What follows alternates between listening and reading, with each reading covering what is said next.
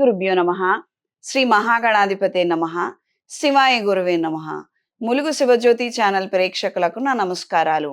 శ్రీ శైవపీఠ అధిదేవత శ్రీ భద్రకాళి సమేత వీరభద్ర స్వామి వారి ఆశీస్సులతో పూజ్య గురువులైన మా తండ్రి గారు బ్రహ్మశ్రీ ములుగు రామలింగేశ్వర వరప్రసాద్ సిద్ధాంతి గారి ఆశీస్సులతో శుభతిథి పంచాంగం ప్రామాణికగా నా పరిజ్ఞానం సహకరించిన మేరకు ఈ వారం ద్వాదశ రాశుల వారి ఫలితాలను తెలియజేస్తాను.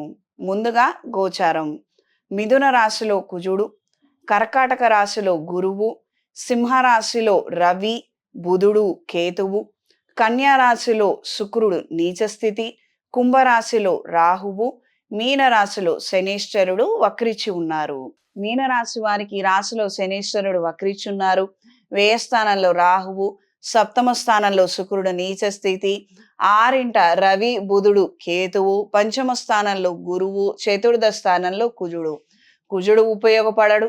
శనేశ్వరుడు అంతంత మాత్రం, రాహు నిస్సందేహం ఏమాత్రం ఉపయుక్తం లేదు. ఉన్న దాంట్లో కాస్తంత మేలు కలిగించేది అంటే ఆరింట రవి, కానీ బుధుడు కేతు కలయిక కాబట్టి చేపట్టినటువంటి నిర్ణయాలు కాస్తంత నిదానంగా ఎగ్జిక్యూట్ అవుతాయి.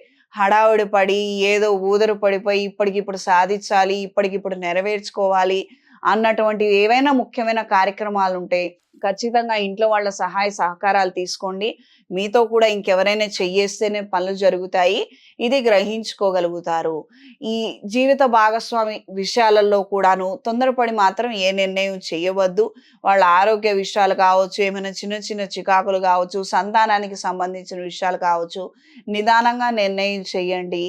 ఆవేశంతో ఒక రకమైనటువంటి రిస్ట్రిక్టెడ్ ఒపీనియన్ తోటి అంటే ఇలా ఉండాలి అంటే ఇలా ఉండి తీరాలి అన్నది పెట్టుకుంటే మాత్రము, టార్గెట్ ఓరియంటెడ్గా పెట్టుకుంటే మాత్రము అవి ఏవి నెరవేరకపోగా మీరు ఎగ్జాస్ట్ అయిపోవడము, దీని వలన హెల్త్ ఇష్యూస్ వచ్చే అవకాశం ఉంటుంది.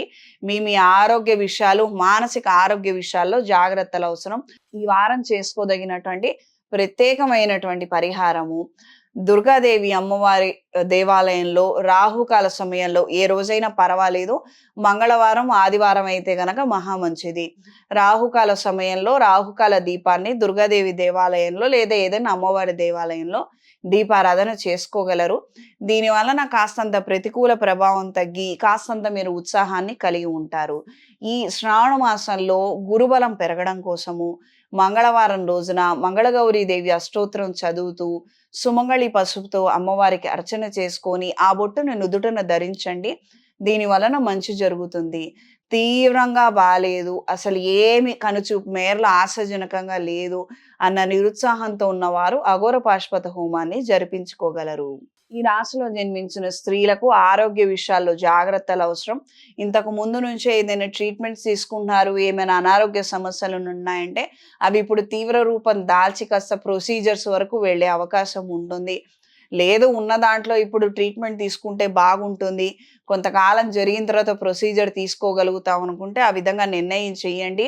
బట్ ఖచ్చితంగా జాతకంలో బలం ఉందా లేదా, జాతకంలో కూడా ఏమైనా దుర్దోషాలు నడుస్తున్నాయేమో 1-2 సార్లు చెక్ చేసుకొని తగినటువంటి శాంతి క్రతువులు జరిపించుకొని ఆ ప్రకారంగా నిర్ణయం చేయండి.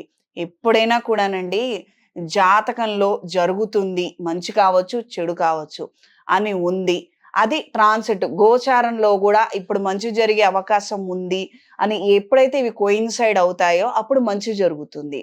లేదు కాస్తంత చికాకులు ఉన్నాయి, ఇబ్బంది అవుతుందంటే జాతకంలో ఇబ్బంది చూపిస్తోంది, గోచార రీత్యా ఇబ్బంది చూపిస్తుంది అనుకున్నప్పుడు అది అక్కడ ఇబ్బందికరమైన వాతావరణం ఏర్పడుతుంది.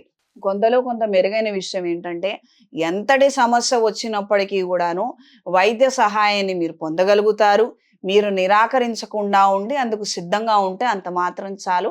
ఇది గ్రహించుకొని మెలగగలరు. ఈ రాశిలో జన్మించిన వారికి ఈ వారం కలిసొచ్చే రంగు ఎరుపు, కలిసొచ్చే దిక్కు తూర్పు, కలిసొచ్చే సంఖ్య 4. శుభతిథి పంచాంగం ప్రామాణికగా నా పరిజ్ఞానం సహకరించిన మేరకు ఈ వారం ద్వాదశ రాశుల వారి ఫలితాలను తెలియజేశాను. సర్వే జనా సుఖినో భవంతు.